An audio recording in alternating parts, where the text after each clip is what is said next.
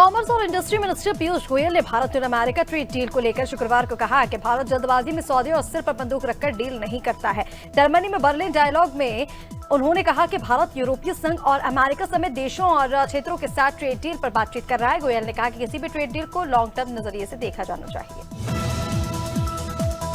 भारत सरकार ने इस साल पहली बार पारंपरिक सुपर कंप्यूटर मॉडल की जगह आर्टिफिशियल इंटेलिजेंस आधारित मौसम मॉड्यूल का इस्तेमाल किया। इन मॉड्यूल्स के जरिए 38 लाख किसानों को मानसून से जुड़ी जानकारी दी गई। एआई मॉड्यूल्स ने न सिर्फ 30 दिन पहले मानसूनी बारिश के आगमन का सही समय बताया, बल्कि बीच में 20 दिन बारिश रुकने की चेतावनी भी दी, जो पारंपरिक मॉड्यूल नहीं पकड़ सके। जम्मू कश्मीर में शुक्रवार को राज्यसभा की 4 सीटों के लिए चुनाव हुए। 3 सीटें नेशनल कॉन्फ्रेंस ने जीती तो वहीं 1 सीट भाजपा ने जीत ली। केंद्र शासित क्षेत्र बनने के बाद जम्मू कश्मीर में पहली बार राज्यसभा चुनाव हुए। भाजपा की जीत कुछ विधायकों की क्रॉस वोटिंग से संबद्ध हुई। 3 सीटों पर नेशनल कॉन्फ्रेंस से उम्मीदवार चौधरी मोहम्मद रमजान, सज्जाद केचलू और गुरुशरण ओबरॉय जीते हैं। उत्तराखंड में स्वास्थ्य सुविधाओं को बेहतर करने की मांग को लेकर चल रहा ऑपरेशन स्वास्थ्य 24वें दिन भी जारी रहा। इस बीच इस आंदोलनकारियों की एक 26 सदस्यीय टीम अल्मोड़ा ने चौकटिया से राजधानी देहरादून की तरफ पैदल निकल पड़ी है, जहां टीम के रवाना होने से पहले शुक्रवार को एक बार फिर चौकटिया की सड़कों पर सरकार और पहाड़ों पर सालों से बदहाल पड़ी स्वास्थ्य व्यवस्थाओं के खिलाफ लोगों की आंखों में गुस्सा और नाराजगी नजर आई।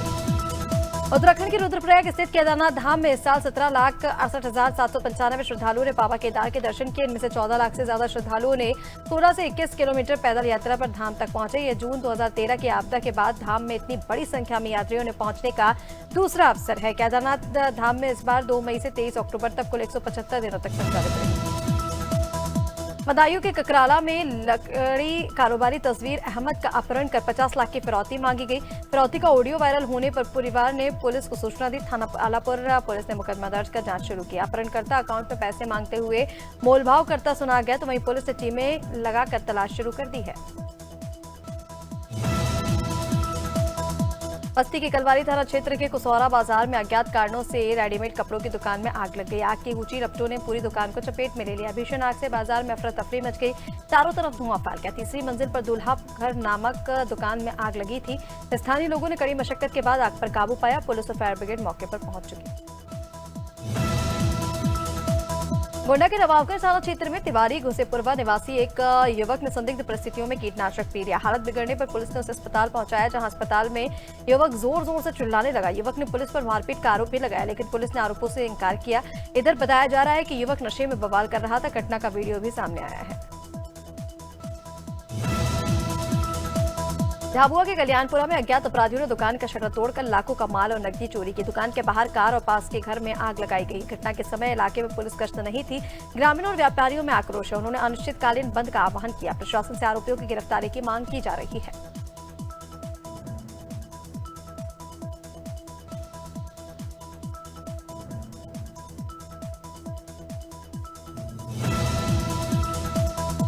कानपुर के बर्रा में 7 वर्षीय मासूम बच्ची की हत्या का मामला सामने आया। पुलिस ने आरोपी को मुठभेड़ में गिरफ्तार किया। मुठभेड़ में आरोपी के पैर में गोली लगी। उन्हें अस्पताल में भर्ती कराया गया। आरोपी बच्ची की अपहरण और हत्या के बाद फरार था। बर्रा पुलिस और क्राइम ब्रांच की संयुक्त टीम ने दबोचा। आरोपी ने जुर्म कबूल लिया है और पुलिस ने मौके से अहम सबूत भी बरामद किए हैं। फिलहाल कार्रवाई जारी है।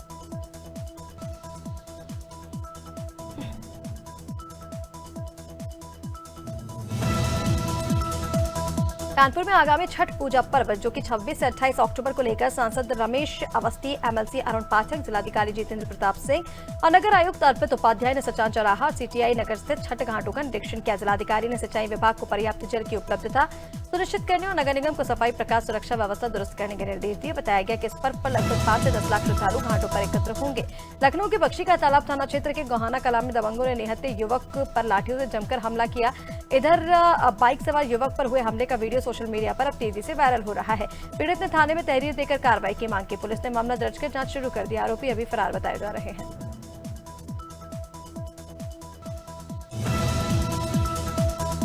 लखनऊ के गुडम्बा इलाके में 27 वर्षीय सत्यवान की मौत से हड़कंप मच गया। पुलिस के मुताबिक सत्यवान ने फांसी लगाकर हत्या की थी। सीतापुर निवासी सत्यवान अपनी पत्नी के साथ मायापुरी कॉलोनी में किराए के घर पर रह रहा था। 2 माह पहले भी उसकी शादी हुई थी। परिजनों ने पत्नी और उसके परिचित से मिलकर हत्या करने का आरोप लगाया, तो वहीं पुलिस ने शव को पोस्टमार्टम के लिए भेज दिया। रिपोर्ट आने के बाद ही मौत की असली वजह स्पष्ट होगी। कार्तिक माह से लाखों श्रद्धालुओं के आगमन को देखते हुए गोवर्धन में सुरक्षा और यातायात व्यवस्था सुचारू रखने के लिए पुलिस अधीक्षक ग्रामीण सुरेश चंद्र रावत ने हैलो गोवर्धन पुलिस टीम के साथ मुख्य मार्गों पर फ्लैग मार्च किया। फ्लैग मार्च के दौरान सड़कों पर खड़ी गाड़ियां अवैध अतिक्रमण हटाने के निर्देश दिए। पुलिस अधीक्षक ने बताया कि जल्द ही यातायात प्लान लागू कर भीड़ को नियंत्रित किया जाएगा और श्रद्धालुओं को सुगमता से दर्शन कराने की व्यवस्था सुनिश्चित की जाएगी। प्रतापगढ़ के सतेसा घाटमपुर गांव में कूड़ा फेंकने को लेकर दो पक्षों में जमीनी विवाद बढ़ा और मारपीट हुई। मारपीट में अधेड़ के सिर में चोट लगी, उन्हें मेडिकल कॉलेज में भर्ती कराया गया, जहां घायल ने पुलिस पर पक्षपाती कार्रवाई का आरोप भी लगाया। उनका वीडियो सोशल मीडिया पर अब तेजी से वायरल हो रहा है। घायल की पत्नी ने एसपी से शिकायत कर उचित कार्रवाई की मांग की। उन्नाव में हत्या के आरोपी सज्जन राठौर के साथ पुलिस की मुठभेड़ हुई। मुखबिर की सूचना पर पहुंची पुलिस टीम पर आरोपी ने फायरिंग की। जवाबी कार्रवाई में आरोपी के पैर में गोली लगी और उसे जिला अस्पताल में भर्ती कराया गया। घटना सदर कोतवाली क्षेत्र के करोवन मोड़ के पास हुई। आरोपी का साथी संतोष राठौर फरार हो गया। मौके से तमंचा कारतूस बरामद किए गए हैं। वाराणसी के ज्ञानवापी मामले में आज जिला अदालत में सील वजूखाने के ताले पर लगे फटे हुए कपड़े को बदलने पर हिंदू और मुस्लिम पक्ष के बीच सहमति बन गई है। ये कपड़ा मई 2022 में सीलिंग के समय लगाया गया था, अब जीर्ण शीर्ण हो चुका है। कोर्ट में दोनों पक्षों की मौखिक सहमति के बाद अगली कार्रवाई के लिए 29 अक्टूबर की तारीख तय की गई। जिला प्रशासन की मौजूदगी में पुराना कपड़ा बदला जाएगा। बटियागढ़ थाना क्षेत्र के फुटैरी चौक के अंतर्गत गांव में एक व्यक्ति ने अज्ञात कारणों में फांसी लगाकर अपनी जीवन लीला समाप्त कर ली। पुलिस ने मौके पर पहुंचकर पंचनामा तैयार किया और शव को पोस्टमार्टम के लिए बटियागढ़ सामुदायिक स्वास्थ्य केंद्र भेजा। पोस्टमार्टम के बाद शव परिजनों को सौंप दिया गया, जहां पुलिस मामले की जांच पड़ताल में जुट गई है।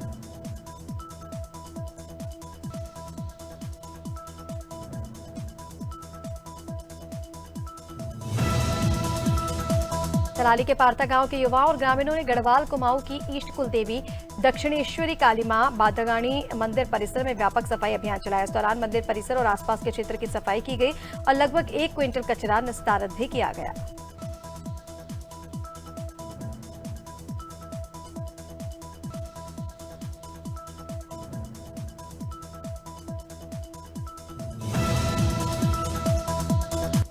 सलेमपुर गांव में दो पक्षों के बीच फिर से बवाल हुआ। मारपीट में लाठी डंडों का इस्तेमाल हुआ और एक महिला समेत 4 लोग घायल हो गए। घटना का वीडियो सोशल मीडिया पर वायरल हो गया। पुलिस ने वीडियो और शिकायत के आधार पर मामले की जांच शुरू कर दी है। पहले भी इस झगड़े में एक पक्ष के 5 लोगों के खिलाफ मुकदमा दर्ज किया जा चुका था।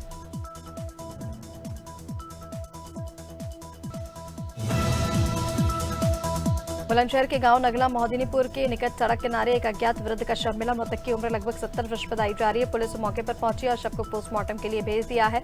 फॉरेंसिक टीम ने मामले की जांच शुरू कर दी। मृतक की पहचान नहीं हो सकी। पुलिस पहचान के प्रयास में जुटी हुई है और वैधानिक कार्रवाई जारी है।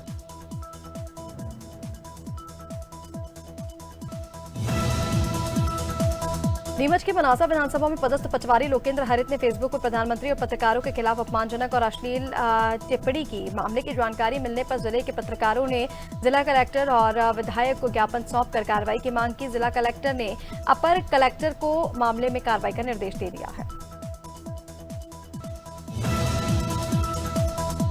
मंदसौर के भानपुरा नरसिंह मंदिर में आरती मंडल द्वारा 10वां भव्य अन्नकूट महोत्सव 24 अक्टूबर 2025 को मनाया गया। इस अवसर पर प्रसादी श्री स्वर्गीय बालकृष्ण जी अमेठा परिवार द्वारा दी गई। कार्यक्रम में भक्तों ने भगवान नरसिंह की पूजा अर्चना की और भजन संध्या का आनंद लिया। शाम को महाआरती के साथ अन्नकूट समारोह शुरू हुआ था। सिलवानी आदिवासी विकासखंड के ग्राम प्रतापगढ़ में प्राचीन बढ़ई मेला आयोजित हुआ। नेता प्रतिपक्ष उमंग सिंघार, सिलवानी विधायक देवेंद्र पटेल और उदयपुरा के पूर्व विधायक देवेंद्र पटेल ने पूजा अर्चना कर कार्यक्रम का शुभारंभ किया। आदिवासी बालिकाओं और युवाओं ने पारंपरिक लोक नृत्य प्रस्तुत किए, तो वहीं मेला मैदान ढोल नगाड़ों की थाप से गूंज उठा।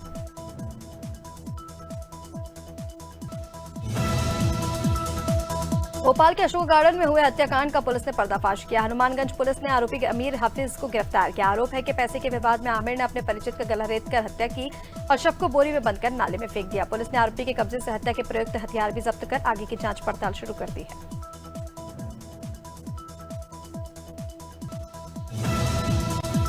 इंदौर में केंद्र सरकार की ओर से रोजगार मेले का आयोजन किया गया, जिसमें देश भर के 51,000 युवाओं के साथ जिले के 104 युवा युवतियों को नियुक्त प्रमाण पत्र प्रदान किए गए।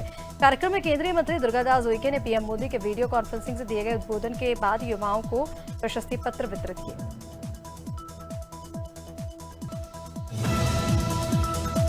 इंदौर के बीएसएफ बिजासन कैंपस में शुक्रवार को 205वें बैच के 141 नव आरक्षकों का दीक्षांत समारोह संपन्न हुआ। मुख्य अतिथि के रूप में सीमा सुरक्षा बल के महानिरीक्षक आलोक कुमार सिंह मौजूद रहे। इस दौरान नव आरक्षकों ने देश सेवा की शपथ ली और संविधान की रक्षा, राष्ट्र की एकता और अखंडता को बनाए रखने का संकल्प लिया।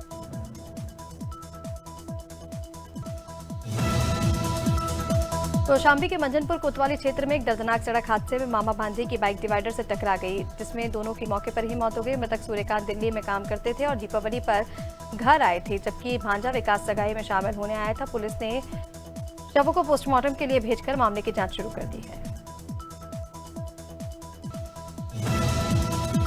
बसपा में गुटबाजी और अनुशासनहीनता के आरोप में शमसुद्दीन राइन को पार्टी से बर्खास्त कर दिया गया। वे लखनऊ और कानपुर मंडल के प्रभारी थे। बसपा प्रदेश अध्यक्ष विश्वनाथ पाल ने पत्र जारी कर बताया कि चेतावनी देने के बावजूद राइन ने कार्यशैली में सुधार नहीं किया, जिसके बाद उन्हें निष्कासित करने का फैसला लिया गया।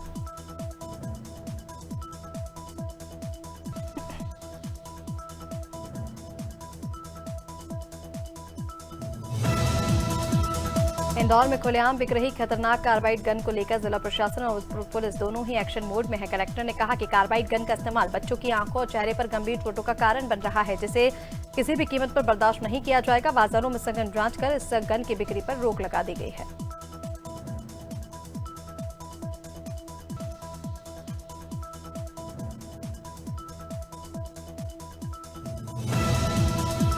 उत्तर प्रदेश की कुंडा विधानसभा सीट से विधायक राजा भैया इन दिनों काफी चर्चा में। सोशल एक्टिविस्ट निखिल चंदवानी ने एक वीडियो जारी कर बताया कि राजा भैया ने पाकिस्तान से आए हिंदू शरणार्थियों के दिवाली उत्सव की पूरी जिम्मेदारी उठाई। निखिल ने इस बात का खुलासा अपने इंस्टाग्राम वीडियो में किया है।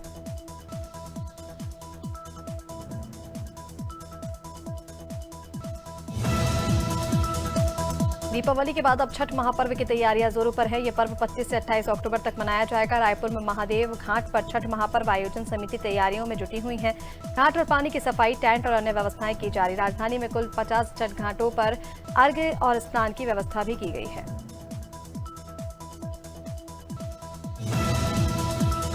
कवर्धा में 15 नवंबर से धान खरीदी शुरू होने जा रही है, लेकिन समिति कर्मचारियों ने अपनी 4 सूत्रीय मांगों को लेकर एक दिवसीय सांकेतिक हड़ताल की। कर्मचारियों ने मुख्यमंत्री के नाम कलेक्टर को ज्ञापन सौंपा। हड़ताल में समिति प्रबंधक, लिपिक, कंप्यूटर ऑपरेटर और चौकीदार सहित 700 से अधिक कर्मचारी शामिल हुए।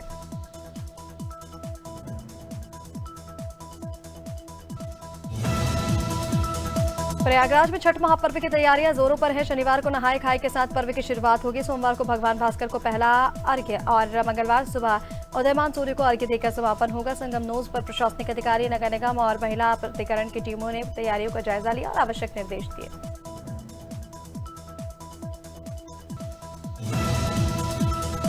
एशिया प्रशांत के स्टार्टअप इकोसिस्टम में भारत सबसे आगे निकल गया। 2025 के लिए फोर्ब्स एशिया की 100 स्टार्टअप्स टू वॉच लिस्ट में 16 देशों से उम्मीद जगाने वाले 100 स्टार्टअप्स चुने गए हैं। इनमें 18 स्टार्टअप्स के साथ भारत सबसे आगे। इसमें 8,779 करोड़ रुपए तक की वैल्यू वाली कंपनी शामिल है।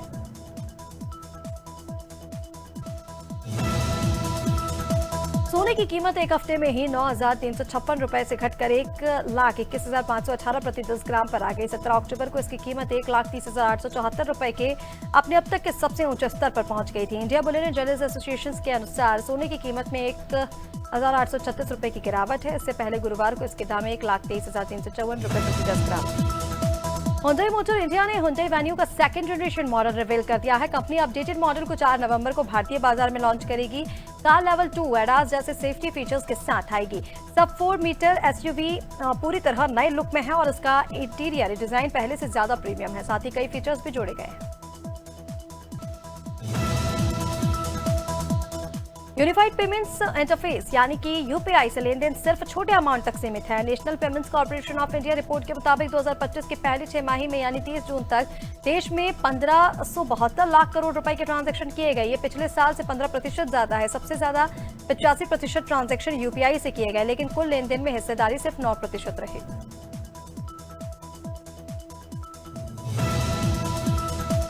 टाटा ट्रस्ट के ट्रस्टियों के बीच चला आ रहा विवाद खत्म होता नजर आ रहा है। ये विवाद ट्रांसपेरेंसी और सूचनाओं शेयर करने को लेकर उपजा था। बोर्ड में वेणु श्रीनिवासन की दोबारा नियुक्ति के बाद ईमेल पर ट्रस्टियों के साथ उनकी बातचीत से साफ है कि इन मसलों पर सहमति बन गई है।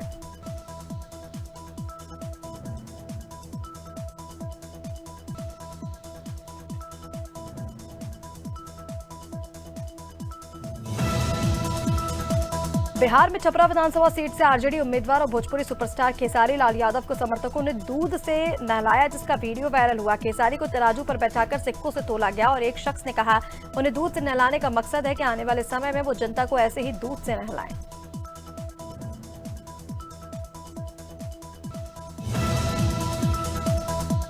कुछ सोशल मीडिया यूजर्स ने मलाइका अरोड़ा की कुछ पुरानी तस्वीरें शेयर कर दावा किया कि अभिनेत्री ने 2019 में अपना 46वां जन्मदिन मनाया था। उनके मुताबिक गुरुवार को उनका 52वां जन्मदिन था। हालांकि इन अटकलों पर विराम लगाते हुए उनकी बहन अभिनेत्री अमृता अरोड़ा ने कहा कि कई वर्षों से 50 साल की होने के बाद आखिरकार आप 50 साल की हो ही गई। भोजपुरी सिंगर, एक्टर और बीजेपी सांसद मनोज तिवारी ने छठ से पहले बिहारी लोगों के लिए गाना रिलीज किया। गाने का शीर्षक है हाँ हम बिहारी हैं जी। सिंगर के गाने को लोग काफी पसंद कर रहे हैं और भोजपुरी और बिहारी फैंस ने इस पर अलग अलग तरह की प्रतिक्रियाएं दी। गाने के बोल अतुल कुमार राय ने लिखे।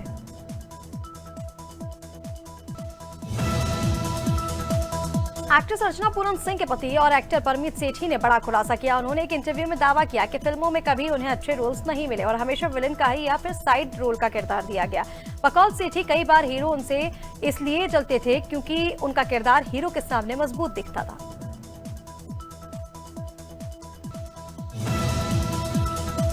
फिल्म स्त्री 2 और भेड़िया के गानों के कंपोजर सचिन सांघवी को हाल ही में 29 वर्षीय महिला के यौन उत्पीड़न के आरोप में गिरफ्तार किया गया। सचिन जिगर जोड़ी के हिस्से सांघवी को बाद में जमानत पर रिहा कर दिया गया। महिला के मुताबिक सांघवी ने इंस्टाग्राम पर मैसेज कर म्यूजिक एल्बम में मौका देने का वादा किया और फिर यौन उत्पीड़न किया।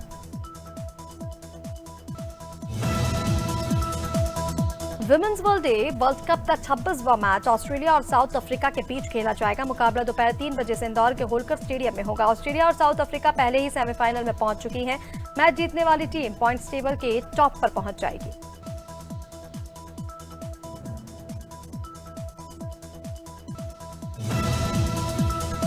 रोहतक जिले के गांव मायना निवासी अंतर्राष्ट्रीय बॉक्सर अमित पंघाल 2 नवंबर को शादी के बंधन में बंधने जा रहे हैं। शादी की रस्में 27 अक्टूबर से शुरू हो जाएंगी, जिसके लिए घर में तैयारियां चल रही हैं। 2 नवंबर को अमित पंघाल जींद में बारात लेकर जाएंगे और अंशुल श्योकंद के साथ 7 फेरे लेंगे।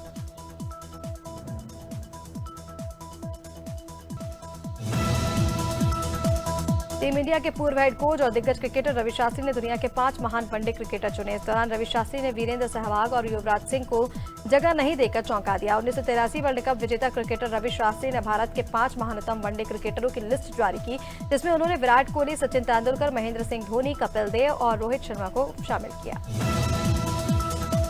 राजस्थान में सर्दी अब धीरे धीरे बढ़ रही है। सीकर के बाद कल दौसा में रात का न्यूनतम तापमान गिरकर 14 डिग्री सेल्सियस से नीचे चला गया। करौली, जालौर, गंगानगर, बाड़मेर, भीलवाड़ा, अजमेर समेत कई शहरों में कल न्यूनतम तापमान में 1 से 1.5 डिग्री तक की गिरावट दर्ज हुई। सीकर, दौसा में कल सबसे ज्यादा सर्दी रही। मौसम विशेषज्ञों के मुताबिक 27 अक्टूबर को उदयपुर, कोटा संभाग के 9 जिलों में आधी बारिश का अलर्ट है। पूर्वी मध्य अरब सागर के ऊपर एक डिप्रेशन एक्टिव है, जिसका असर आने वाले 4 दिनों तक मध्य प्रदेश में दिख रहा है। मौसम विभाग ने भोपाल, इंदौर, जबलपुर समेत प्रदेश के आधे हिस्से में कहीं कहीं आंधी बारिश और गरज चमक का अलर्ट जारी किया। शनिवार को भोपाल, इंदौर, झाबुआ, अलीराजपुर, धार, बड़वानी समेत अन्य जिलों में बूंदाबांदी हो सकती है।